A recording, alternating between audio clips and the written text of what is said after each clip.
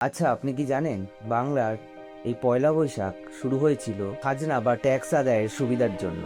হ্যাঁ, ঠিকই শুনেছেন। পান্তা ইলিশ বা মঙ্গল শোভাযাত্রার অনেক আগেই এর গল্পটা ছিল একদম আলাদা। চলুন আজকে জানি পয়লা বৈশাখের সেই অজানা ইতিহাস। গল্পটা শুরু হয় মোগল সম্রাট আকবরের সময়। তখন বাংলার খাজনা আদায় করা হতো হিজরি ক্যালেন্ডার মেনে। কিন্তু সমস্যাটা কোথায় ছিল জানেন?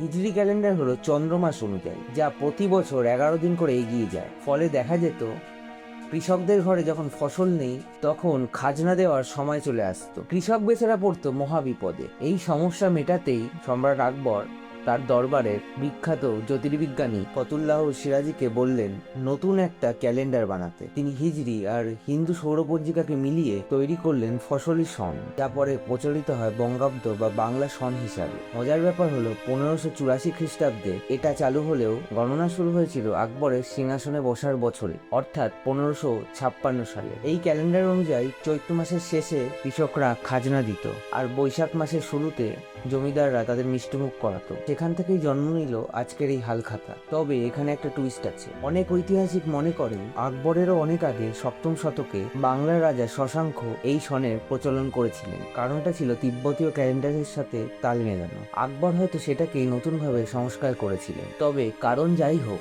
এটা ছিল হিন্দু মুসলিম নির্বিশেষে সবার এক হওয়ার একটা অনুষ্ঠান। তাই এবার যখন পান্তা ইলিশ খাবেন বা নতুন জামা কাপড় পরবেন, তখন মনে রাখবেন এই উৎসব আমাদের কৃষকদের লড়াই এবং সম্রাটের বুদ্ধির এক অভূতপূর্ব মেলবন্ধন। সবাইকে শুভ নববর্ষ।